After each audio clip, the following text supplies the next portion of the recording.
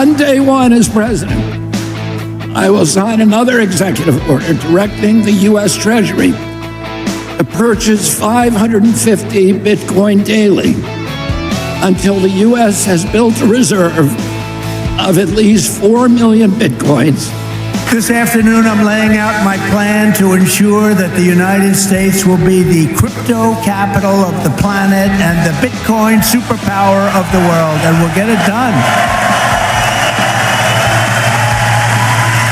If crypto is going to define the future, I want to be mined, minted, and made in the USA. It's going to be. It's not going to be made anywhere else. And if Bitcoin is going to the moon, as we say, it's going to the moon, I want America to be the nation that leads the way. And that's what's going to happen. Oh, you're going to be very happy with me. You're going to be so happy. You're going to say he's the greatest guy. I pledge to the Bitcoin community that the day I take the oath of office, Joe Biden and Kamala Harris's anti-crypto crusade will be over. It will end. It'll be done. It'll be done. The moment I'm sworn in, the persecution stops and the weaponization ends against your industry. And as long as I'm in the Oval Office, Elizabeth Warren, Pocahontas, do you remember? Yes, I'm an Indian. Yes, she said, I'm an Indian. Why are you an Indian? You don't look like an Indian. No, my mother told me I have high cheekbones. Oh, that's why she was an Indian. So I named her Pocahontas. Elizabeth Warren and her goons, and she's very nasty to you. She hates your people. She hates everything about you. Will keep their hands off Bitcoin. They're going to keep their hands off crypto. They're going to let it grow. Day one, I will fire Gary Gensler and appoint a new SEC chairman.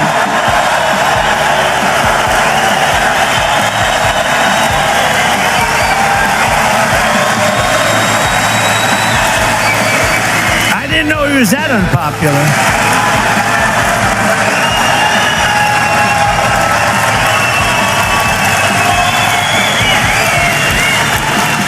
Wow.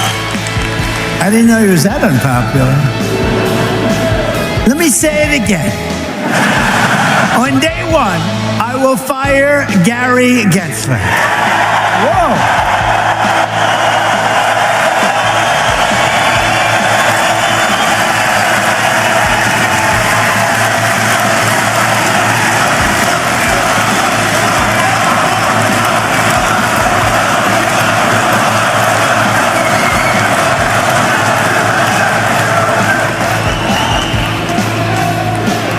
I will appoint a new SEC chairman who believes America should build the future, not block the future, which is what they're doing.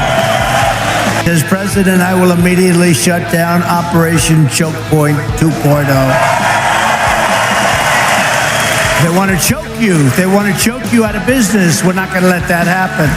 And no longer will your government sit by and watch as Bitcoin jobs and businesses flee to other countries because America's laws are too unclear and too tough and too angry and too stiff. We will keep each and every Bitcoin job in the United States of America. That's what we're going to be doing. Next, I will immediately order the Treasury Department and other federal agencies to cease and desist all steps necessary because, you know, there's a thing going on in your industry. They want to move the creation of a central bank digital currency. It's over. Forget it. CBDC. There will never be a CBDC while I'm president of the United States.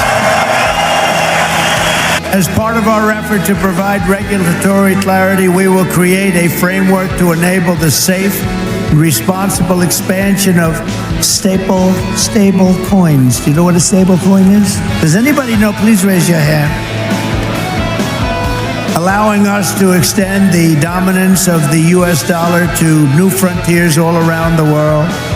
America will be richer, the world will be better, and there will be billions and billions of people brought into crypto economy and storing their savings in Bitcoin. So that's the way it is. That's pretty much the way it is. Those who say that Bitcoin is a threat to the dollar have the story exactly backwards. I believe it is exactly back. Bitcoin is not threatening the dollar. The behavior of the current U.S. government is really threatening the dollar.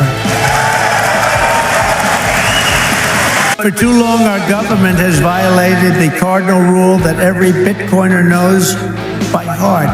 Never sell your Bitcoin, right?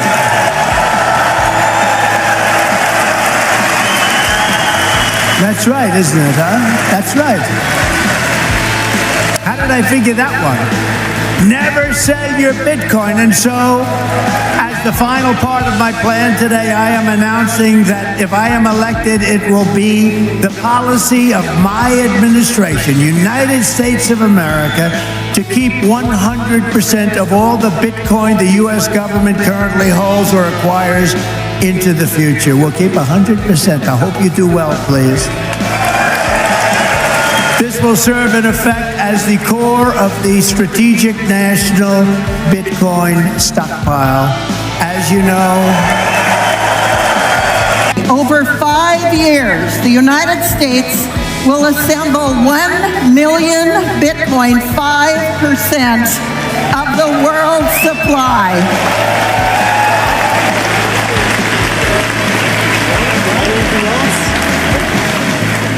And it will be held for a minimum of 20 years and can be used for one purpose: reduce our debt.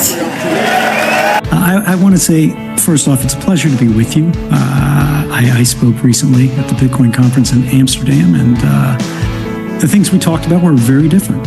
It's remarkable what a difference we see in just 9 months. The last time, the topic was really about how the game is rigged, but we can't leave. And in fact, it feels like it's too good to leave. We put up with the abuse. We know they're breaking the rules, not because we love it, but because we haven't ever had an alternative. And what's amazing is that we're starting to make our own. One of the core things that came up 9 months ago was Gary Gensler. Everybody was hanging on his words. And I had to remind everybody that Gary Gensler is not Daddy Bitcoin. And now it's much easier to make that argument because we see that, in fact, Bitcoin is Daddy Gensler. We are winning, ladies and gentlemen. But we haven't won. And so we have to make sure that we don't get cocky. Here's my macro Bitcoin forecast. It's 21 years. Goes out to the year 2045. What do I think will happen? Well, I've got a bear case and a bull case, but what I think will happen is that 55% ARR goes to 50%, 45, 40, 35, 30, 25, 20. It's between 50 and 20. It'll gradually decelerate till it's growing about twice as fast as the S&P index. And at that rate, Bitcoin's $13 million a coin in the year 2045. 13 million. It could be a 3 million bear case. It could be a 49 million bull case. But what is Bitcoin? 7% of the world's assets then. What about the rest of the assets? Well, I actually think that AIs and technology are going to revolutionize tech. We had no companies worth $1 trillion. Then we had a bunch of $1 trillion companies. You're going to see more because you're going to see companies with 100,000 AIs and no employees, and they're going to do the work of companies that used to have 100,000 employees. You're going to see mega corps develop, shipping robots and self-driving cars, and a company that gives a personal physician to 1 billion people without any doctors on the payroll. So clearly, equity is going to grow fast. Gold's going to get demonetized. Land will be less monetized. But look, here's the future in 2045. Doesn't look that revolutionary. It looks like today. It's been quite remarkable the degree to which these ETF holders so far have been of a very long-term buy and hold nature, right? If you think about since January, there have been some pretty big pullbacks in Bitcoin. IBIT has had 1 day of negative flows in 6.5 months, right? And in fact, on a lot of the down days, we've seen net buying where our investor base is so-called buying the dip. Of course, that'll change over time. I'm sure we'll see in the second half or, in the years to come, we'll see lots more negative flow days. That's just natural, right? But pretty striking how consistent and long-term the investor base has been. The more you learn about money and government control of money, you realize that is the whole game. Everything else flows from that. Every evil thing that government does is only because they control the money supply. Like, take an evil thing that government does, and I'll explain how it's because they control the money supply, you know? Like, I mean, just think about, okay, we fought, a catastrophic 20-year war in Afghanistan that literally killed hundreds of thousands of people, cost trillions of dollars, and thousands of our bravest young boys died, and then tens of thousands committed suicide in the wake of the war, right? Well, just imagine if they couldn't print the money for that war. Imagine if they had to tax the American people every month for the war in Afghanistan. You think that thing would have lasted 20 years? No way. You'd been lucky to get it through a year before the people would have demanded a result. Like, what are you doing here? I mean, just imagine trying to do the lockdowns of 2020 if they couldn't just print trillions of dollars and pass them out. That people wouldn't have taken it. They would have been like, no, we're going back to work. We're not doing this. It's only because they control the money that they can get away with tyranny. Yeah. And listen, personally, when I came up as a child of the Ron Paul presidential campaigns. That's how I got interested in all of this stuff. Ron Paul always talked about the gold standard at the time. And don't get me wrong, I think a gold standard would be much better than what we have right now. The problem is that historically, what do nations do when they're gold standard and they need to fight a war? Well, suspend the gold standard. So the difference that what Bitcoin brings is the decentralization. If you were truly on a Bitcoin nerd, someone in Washington couldn't just say, we're going off coin standard now. That's the power that Bitcoin has, that you can actually have a chance at separating money in the state. That is the most important thing in the world today.